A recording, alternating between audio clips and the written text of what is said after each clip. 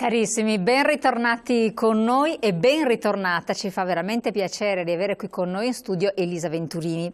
Grazie. Che è vicepresidente dell'ANCI del Veneto, sindaca di Casalserugo, consigliere delegato della provincia di Padova per la protezione civile, per il lavoro e per il turismo. Quindi su tutti i fronti più caldi non poteva non esserci. Ma le donne secondo me hanno anche il carattere giusto per affrontare tutte le varie questioni più spinose, no? E sono poliedriche, adesso ci avviciniamo all'8 marzo. Poi sono caparbi e quindi determinate, per cui... Infatti, allora io direi di incominciare con una questione spinosa che noi abbiamo approfondito anche in prima serata, sollecitati anche dai telespettatori dell'associazione di categoria. C'è stata una ricerca a livello nazionale condotta dall'ufficio studi della Confcommercio, poi riportata anche a livello locale, secondo la quale la tassazione locale sarebbe aumentata proporzionalmente a livello mostruoso, sostanzialmente senza tirare fuori percentuali, numeri eccetera, nel tempo, nell'arco del breve periodo.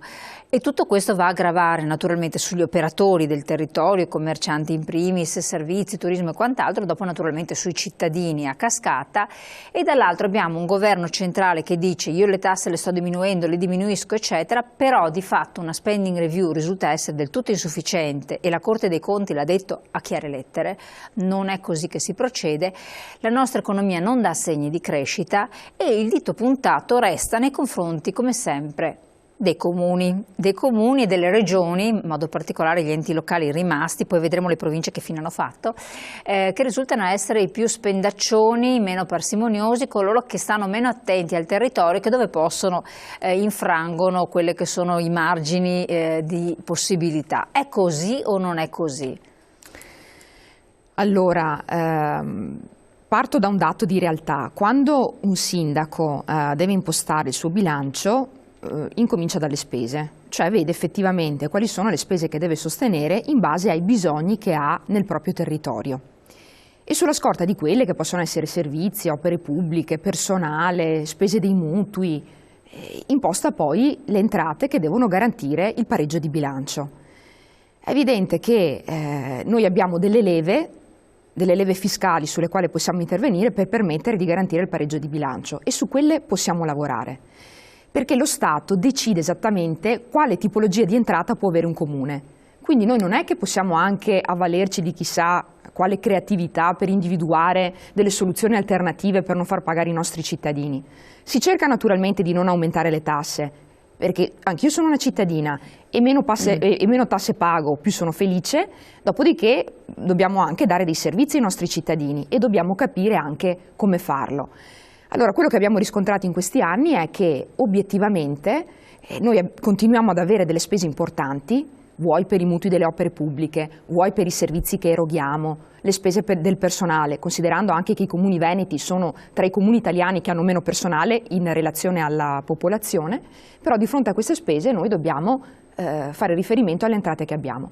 Tra l'altro, oltre lo Stato a definire quale tipologia di entrata, quindi la TASI, l'IMU, l'addizionale IRPEF, gli oneri legati alle opere edilizie che vengono effettuate sul territorio, non è che poi la tassa di soggiorno per chi ha la fortuna di avere un comune turistico, ma da lì devono entrare i soldi, quindi voi capite che alla fine ci troviamo anche noi a dover fare i conti con le possibilità economiche che possiamo avere. Ora, sul consumo del territorio, mi viene da dire, magari negli anni passati si poteva far leva su questo perché magari anche l'attività edilizia andava. In questo momento storico i comuni non possono neanche far più di tanto leva sulle costruzioni che vengono realizzate perché obiettivamente l'edilizia ha subito un bel colpo.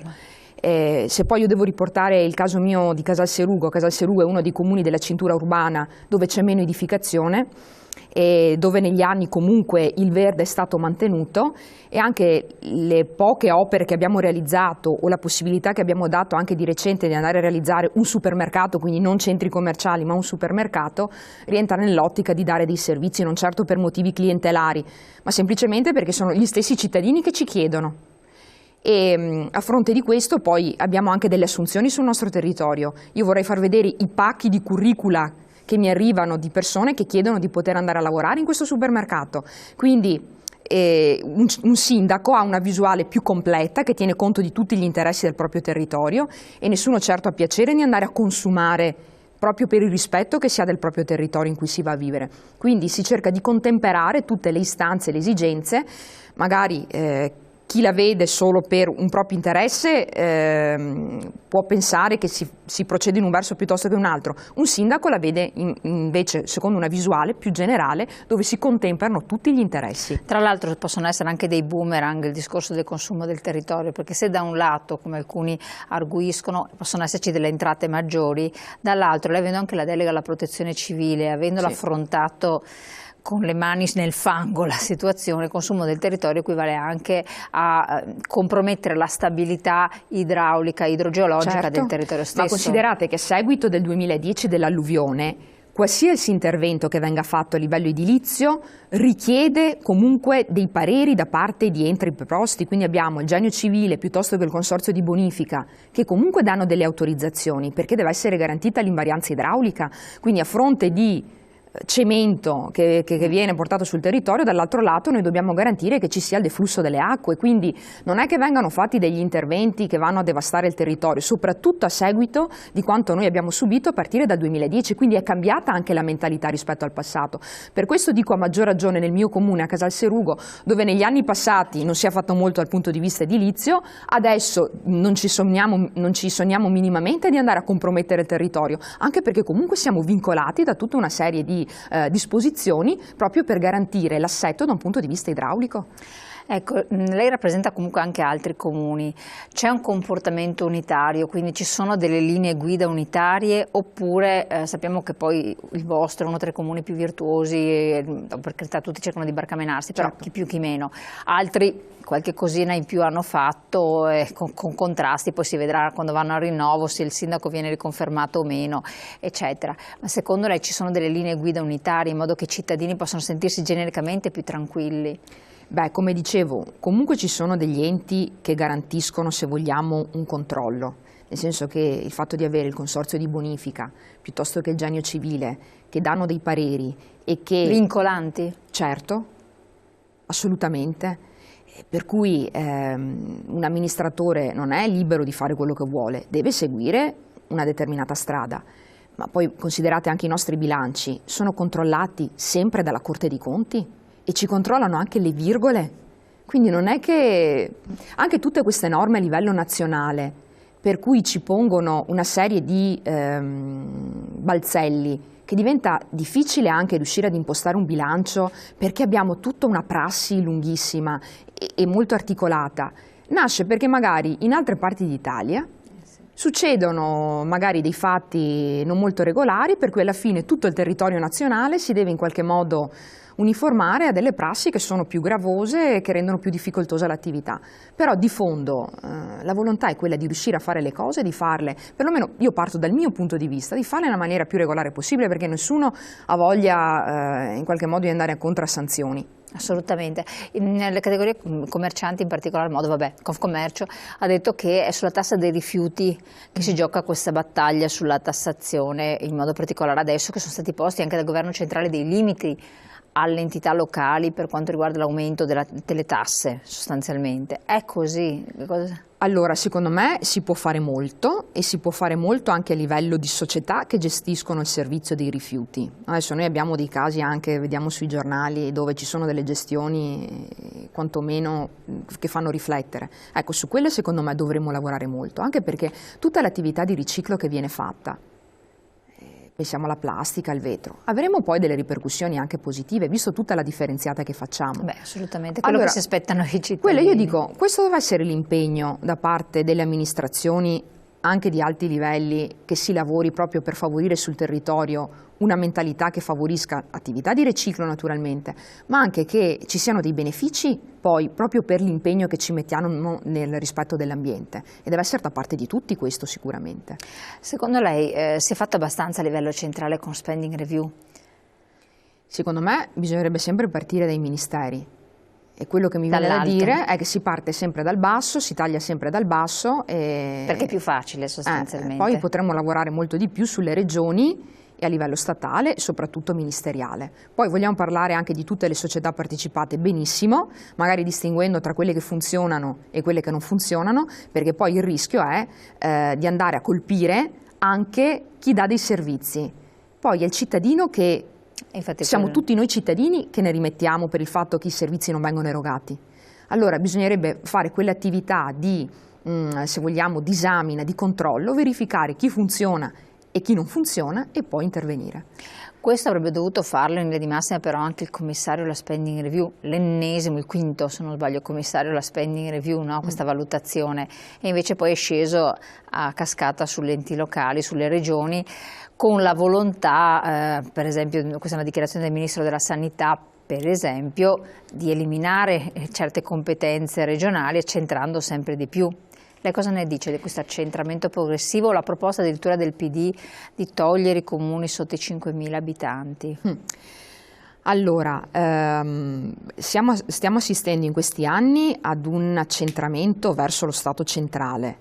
E questo cosa comporta? Togliere responsabilità ai territori e quindi non permettere alle amministrazioni locali di decidere come tassare, cosa tassare, come spendere i propri soldi, e questo è un problema.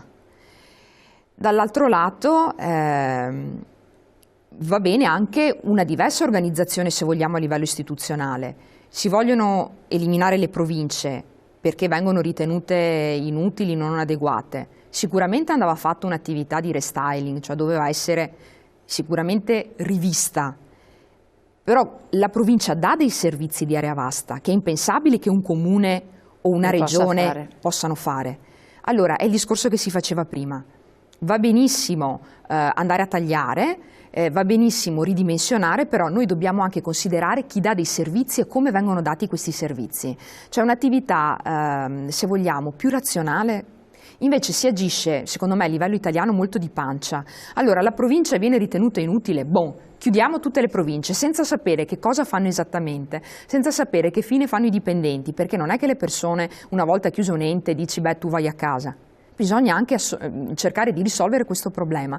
Quindi è troppo facile dire chiudiamo una provincia, in realtà poi il lavoro che c'è dietro nel cercare di ristrutturarla è molto più ampio e quindi richiede un'attività molto più complessa, ed è quello che si dovrebbe fare a livello italiano, a livello centrale. Ecco, adesso proprio per fare il punto della situazione, che cosa sta succedendo delle province? Lei è consigliere delegato, sì, e sappiamo che c'è stato appunto a livello di funzioni un rimescolamento delle varie funzioni per non gravare economicamente, ma che fine hanno fatto? Intanto leggiamo anche un messaggio che è arrivato: non c'è niente da dire, è facile diminuire le tasse da parte dello Stato, costringendo ad aumentarle ai piccoli comuni, togliendogli i trasferimenti statali. Ovvio che devono sopravvivere anche loro, specie se poi i servizi sono proprio loro a garantirli. Cosa ne dice di questo messaggio che è palese? Sì, condivido. Il fatto è che, come dicevo prima, dobbiamo agire a livello centrale e a livello anche, direi, regionale, per cercare di andare a colpire quelli che sono effettivamente gli sprechi. Poi a livello di articolazione territoriale noi dobbiamo pensare che dobbiamo dare dei servizi ai nostri cittadini. È impensabile che si risolva un servizio in un click, perché adesso c'è questa mentalità che per dare un servizio basta un click. Invece le varie pratiche richiedono un'istruttoria, richiedono un rapporto umano, perché io sono ancora per un servizio per cui c'è un'umanità di fondo. Il cittadino deve essere accompagnato, deve essere seguito nelle sue pratiche, non può essere abbandonato a se stesso. Allora i servizi sul territorio vanno strutturati in una maniera tale per cui gli sprechi vengono eliminati, ma c'è un'efficacia nel servizio, è lì che noi dobbiamo operare. Allora andiamo a in qualche modo ristrutturare i piccoli comuni, magari cerchiamo di accorparli, ma se questo vuol dire non dare più servizi ai nostri cittadini, allora ci dobbiamo ragionare prima su come possiamo fare per continuare a dare dei servizi, perché questo è il problema di fondo. Assolutamente. E quindi genericamente la proposta dei 5.000 abitanti andrebbe valutata in realtà caso per caso? dovrebbe essere valutata tenendo conto della fisionomia e delle caratteristiche anche regionali. Se io vado a vedere i comuni del Veneto, dove ci sono dei comuni con poco personale, allora dobbiamo cercare di strutturare i nostri comuni anche in termini di unioni che tengano conto di questa peculiarità, per cui alla fine tu ti trovi magari anche delle unioni che non riescono a dare dei servizi. Adesso, giusto per riportare un caso, deve leggere il... No, chiedo alla regia che lo tenga là il messaggio, così dopo possiamo finire il discorso. E vi faccio un esempio, proprio per andare nella concretezza. Era stato posto il termine del 31/12/2014 per permettere a tutti i comuni fino a 5.000 abitanti di condividere tutte le funzioni. Sì, esatto. Poi questo termine è stato prorogato al 31/12/2015. Il termine che doveva essere obbligatorio alla fine non è stato più obbligatorio, per cui ai comuni è stato detto: se volete farlo lo fate, se no fate a meno. Perché? Cos'è il risultato? Che tanti comuni non sono riusciti a farlo, che tanti comuni veneti, anche volenterosi, hanno cercato poi in unione di condividere le funzioni, però non è stato semplice nel garantire ancora la fruizione dei servizi, perché soprattutto a livello di personale questa operazione non è stata semplice. Allora dico, prima di partire con operazioni di taglia, cuci, verifichiamo effettivamente come devono essere dati i servizi e sulla scorta di quelli strutturiamo poi a livello istituzionale, come avviene negli altri paesi. Cioè noi ci poniamo come obiettivo il fatto di risparmiare, poi l'efficienza, l'efficacia, non ci interessa. Negli altri paesi come funziona? Che prima viene la Germania, per esempio, l'efficacia e l'efficienza del servizio, da lì poi ci sarà anche il risparmio. Quindi è proprio un cambio di ottica che noi dobbiamo adottare. Infatti, però purtroppo si tende sempre a generalizzare. Il nostro è un paese lungo, bello esteso, Sì. completamente con aree territoriali diverse, e non si possono prendere provvedimenti uguali per tutti, perché lo vediamo, è inutile, cioè l'Alto Adige non è la Calabria, mi sembra abbastanza palese, per non citare altre regioni. Vediamo un attimo cortesemente dalla regia il messaggio di qualche nostro telespettatore, che cosa ci ha scritto. Saprà sicuramente che le tasse locali sono paurosamente aumentate, visto gli ultimi dati delle Confcommercio. So che non vostro interesse è aumentare, visto che ci mettete la faccia, ma ribellatevi con il governo centrale. Lorenzo da Padova. E il ruolo dell'ANCI, quindi l'associazione dei comuni, che è anche un po' il sindacato dei comuni, è proprio questo. Quando vengono adottate delle misure, quando vengono predisposte nuove leggi, i comuni devono essere presenti ai tavoli nazionali per cercare di portare il loro punto di vista. Il fatto di andare a disertare, ad esempio, questi tavoli a livello nazionale non ci facilita, cioè noi dobbiamo essere presenti anche lì proprio per portare la nostra voce. Perché dice disertare? Perché il rischio è che Quindi magari noi come veneti cerchiamo sempre di fare un po' per i fatti nostri, un po' sempre in contestazione col governo centrale, e ve lo dice una che comunque fa sempre le sue battaglie, e non ci rendiamo conto che altre regioni d'Italia, altri comuni d'Italia che sono sempre là a Roma a battere cassa e a far sentire la loro voce, riescono ad ottenere. Quindi noi, quello che un po' suggerisce il telespettatore, dovremmo essere più presenti, dovreste essere più presenti. Più presenti e cercare anche di far valere le nostre regioni, ma non solo protestando qui sul territorio, ma andando anche sui tavoli dove conta per far valere le nostre ragioni, per riuscire a portare la nostra voce. Allora, nel passato, quando c'erano anche dei ministri veneti che in qualche modo facevano sentire la loro voce, il Veneto contava. Adesso dobbiamo cercare di farlo contare un po' di più. Siamo ripiomati nella situazione. Vediamo un attimo il messaggio che è arrivato. Adesso ce lo mettono in onda dalla regia, eccolo qua. Allora, non toccate i comuni, sono ormai i pochi che possiamo eleggere noi cittadini, e certe eccezioni sono quelli che rispondono ai cittadini. Venturini, io non abito lì, ma sono con te. Sei grande, fatti coraggio di fronte ai burocrati, loro pensano solo ai numeri, spesso nel loro conto in banca. Una cosa particolare che tocca i cittadini è il fatto della lezione effettivamente diretta del sindaco finché resta, perché quello che stiamo assistendo è una situazione un po' paradossale. E guardate, il fatto secondo me dell'elezione diretta crea un rapporto, soprattutto magari nei comuni più piccoli, molto intenso con i cittadini.